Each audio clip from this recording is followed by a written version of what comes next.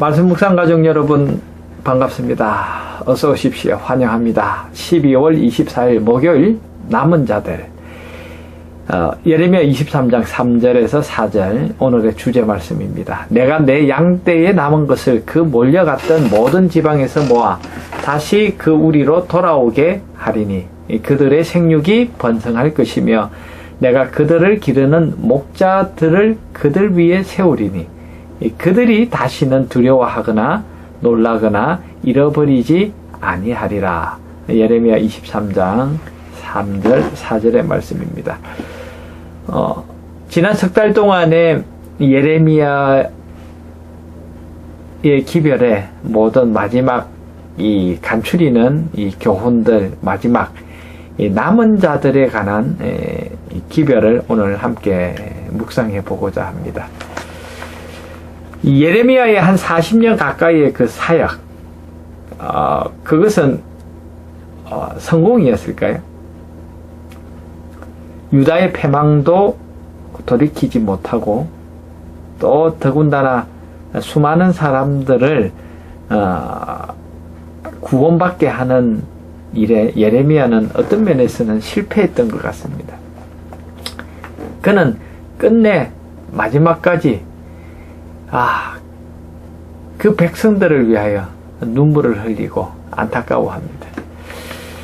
여러분, 그러면서도 이 예레미야는 포기할 수 없는 이 사역의 결정적인 이유가 하나님께서 그들에게 주신 약속, 새 언약, 바로 오늘 이 주제와 같이 남은 자에 관한 하나님의 약속이기 때문입니다. 절망 중에 전해진 희망과 위로의 기별이 바로 이 남은 자들에 관한 기별입니다.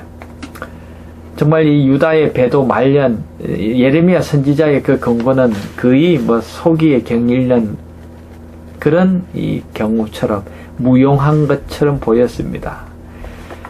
바벨론 군대가 세 번째 와서 마지막으로 예루살렘을 포위했을 때 정말 여러분 오늘 우리는 어떠한 희망도 붙들 수가 없었죠.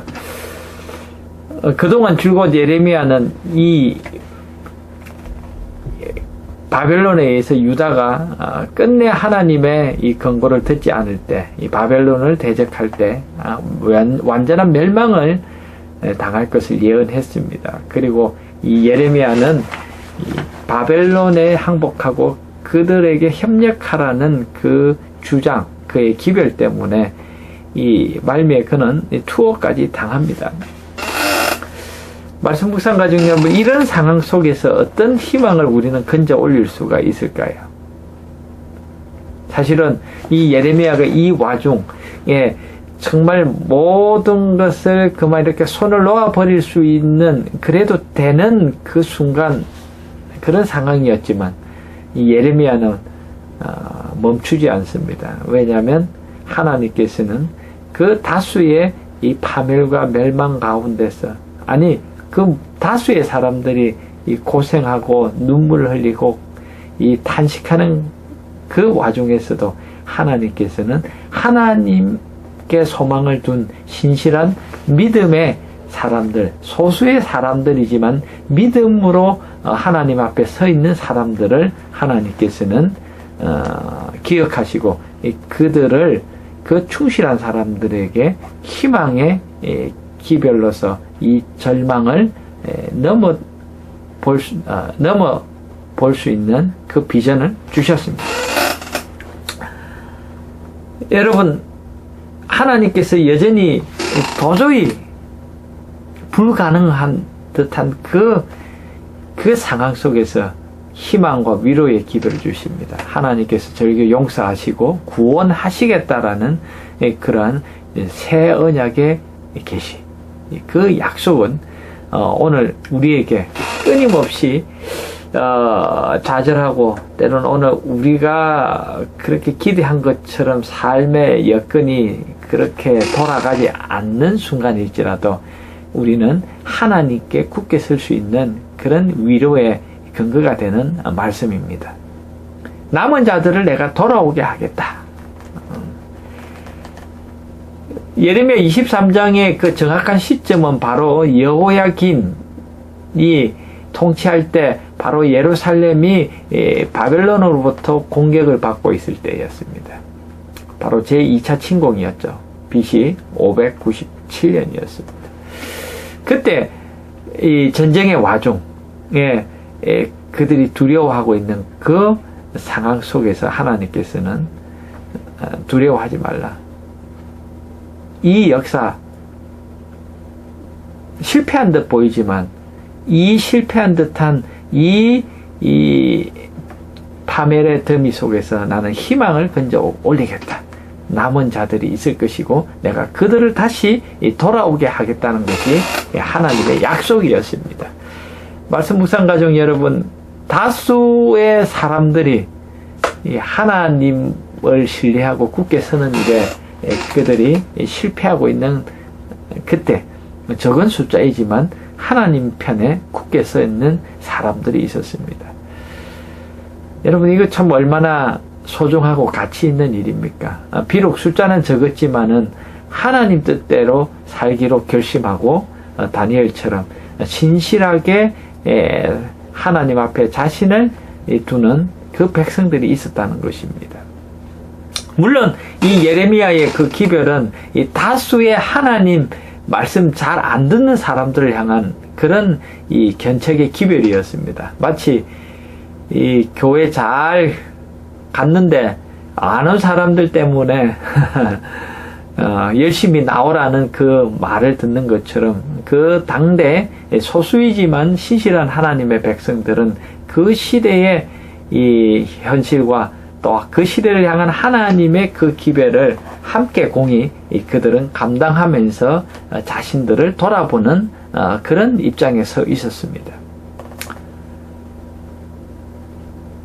사람의 눈에 보기에는 일말의 희망도 없는 것처럼 보이는 순간, 마치 엘리야가 경험했던 것처럼 하나님 나만 남았습니다 라고 그렇게 외로운 마음으로 절망할 때 하나님께서 야, 네가 알지 못하는 내 백성들, 바알에게 무릎 꿇지 않은 사람들 얼마요? 7천인을 내가 남겨두었다.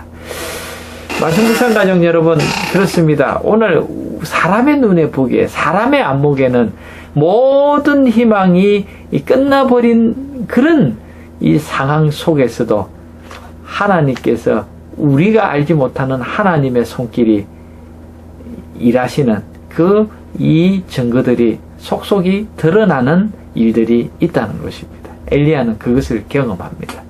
바로 이 예루살렘이 철저하게 파멸되는 그 와중에서도 하나님께서는 하나님 뜻에 굳게 선 충실한 백성들을 잊지 않으셨습니다. 그리고 이 충실한 백성들을 위하여 예레미야를 통해서 희망의 기별, 위로의 기별, 하나님께서 이루실 그 약속을 그 백성들에게 손에 쥐어주십니다. 예레미야 23장 1절에서 8절에 보면 남은 무리의 개념을 얘기하고 있습니다. 그 양떼들 다시 돌아오게 하겠다. 비록 이 목자들은 그들이 심판을 받고 그들이 멸망을 당할지라도 내가 이 그 먼데 있는 그 양떼들을 내가 다시 돌아오게 하겠다라는 그 약속을 주십니다.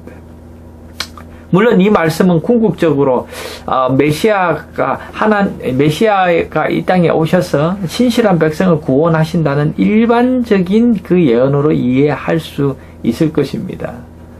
실제로 사실 바벨론 유수 70년 이후 돌아오는 1차, 2차, 3차에 걸쳐서 그들이 예루살렘으로 돌아오는 그 상황은 그렇게 영광스럽지 않았습니다.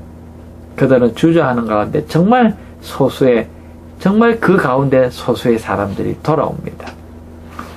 결국 오늘 우리에게는 두 가지 관점을 공이 보여주는 것 같습니다. 여러분, 이 다윗의 이 왕조가 망하는 유다 다윗의 왕조가 문을 닫는 그 순간, 하나님께서는 그 위기의 순간에 하나님의 언약은 마침내 성취될 것을 하나님은 사람들에게 잊지 말라고 다시 한번 강조하신 것이죠. 결국 여러분 마태복음에 보면 이 1장에 보면 오늘 교과서에 나와 있는 내용처럼 이 아브라함과 다윗과 예수 그리스도의 세계다. 다윗의 자손, 아브라함의 자손. 이 다윗의 이 가문의 이 맥맥이 끊어지고 이 유다를 통해서 다윗의 자손으로서 메시아가 오시겠다는 그 약속이 이 불발되고 실패할 것 같은 그 순간에 하나님께서는 걱정하지 마라. 결국 다윗의 자손으로 오시는 이시여 하면서 많은 사람들이 예수님을 찬양합니다. 여러분, 이것은 바로 예수님의 초림을 통하여 이 땅에 오신 예수님을 통하여 부분적으로 성취되었고, 결국 궁극적으로는 예수님께서 이 땅에 다시 오시는 그 재림의 날, 이 출애굽으로 상징되었던 구원이 최종적으로 그리고 완전하게 그리고 영원히 성취되는 그런 이 성취의 날을 우리는 소망하고 있는 것입니다. 결국 우리는 이 예레미야 23장에 나타난 남은 자의 그 개념이 역사의 종말까지 하나님께서는 비록 소수이지만 하나님 편에 서 있는 신실한 믿음의 사람들을 통해서 하나님께서 이 세상을 향한 구속의 경륜을 성취하시고 이루어가고 가신다는 그 보증을 우리는 얻는 것입니다. 여러분, 요한계시록 12장에 역사의 마지막 여자의 남은 자손에 대한 이 조명을 우리에게 줍니다. 용이 여자에게 분노하여 돌아가서 그 여자의 남은 자손, 곧 하나님의 계명을 지키며 예수의 정근을 가진 자들로 더불어 싸우려고 바다 모래 위에 섰더라. 역사의 마지막 순간까지 하나님의 이 경륜은 선악의 대쟁투를 통하여 끊임없이 진보하고 성취될 것인데, 그 중심에 하나님의 편에 서 있는 여자의 남은 자손, 하나님의 신실한 백성들이 그들이 하나님의 이 사업을 위하여 그들이 불굴의 용기를 가지고 믿음의 이 기백을 가지고 그들이 일할 것을 보여주고 있습니다. 여러분, 그런 의미에 있어서 우리는 여자의 남은 자손에 동참한 사람들입니다. 우리는 특히 이 여자의 남은 자손의 이 믿음을 또 우리가 가지고 있는 이 소망을 우리는 올바로 표현할 수 있을까요? 영감의 교훈에 이렇게 표현합니다. 영혼의 구원을 모색하는 진지하게 일하는 남녀들이 지금 필요하다. 이는 사탄이 강력한 전술가로서 전쟁을 시작하였으며 이 마지막 남은 시간에 모든 가능한 수단을 통하여 하나님께서 그분의 백성들에게 보내시려는 빛을 차단하고자 일하고 있기 때문이다. 이 시대를, 마지막 시대를 위하여 이끄시는 하나님의 그 기별을 막아서기 위하여 사탄은 모든 이 방법을 동원하여 총력을 다하여 방해하고 막아서는 일을 하고 있다는 것입니다. 그는 온 세상을 자신의 대열로 이끌어 드리고 있는데 오직 하나님의 요구에 신실한 소수만이 그를 대항할 수 있을 것이며, 그는 이러한 자들도 정복하고자 노력하고 있다. 가려 뽑은 기별 상권 389쪽에 있는 말씀입니다.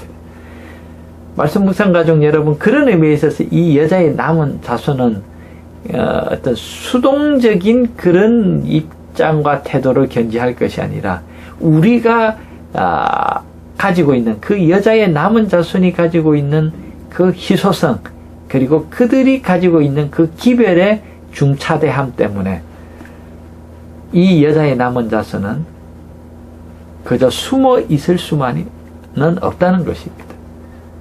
그들은 적극적으로 이 마지막 시대를 위한 하나님의 기별을 전하는 일에 그들은 동참해야 한다는 것입니다.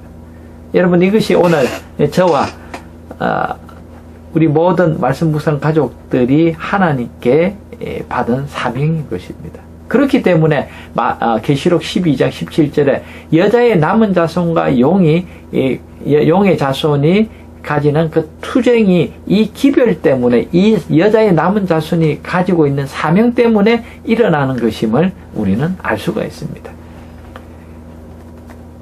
근신하라 깨어라 너희 대적 마귀가 우는 사자같이 두루다니며 삼킬 자를 찾나니 너희는 믿음을 굳게 하여 저를 대적하라. 이는 세상에 있는 너희 형제들도 동일한 고난을 당하는 줄 알미니라. 모든 은혜의 하나님 곧 그리스도 안에서 너희를 부르사 자기의 영원한 영광에 들어가게 하시니가 잠깐 고난을 받은 너희를 친히 온전케 하시며 굳게 하시며 강하게 하시며 틀을 견고케 하시리라.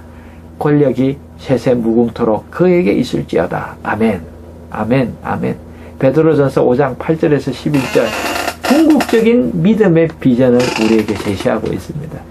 예레미야는 슬픔과 눈물과 통곡과 절망과 실패와 파멸의 그런 사건들을 다루고 있지만 그 속에서 그 모든 인생의 그 소용돌이 속에서 궁극적인 하나님께서 오늘 우리를 위하여 이루실 이 믿음의 비전을 제시하고 있습니다. 바로 그 비전을 받은 사람들, 바로 여자의 남은 자손, 하나님의 남은 자들인 것입니다. 말씀 묵상 가족 여러분, 지난 석 달 동안 우리는 예레미야서를 참 고민하면서 떨리는 마음으로 공부할 수가 있었습니다.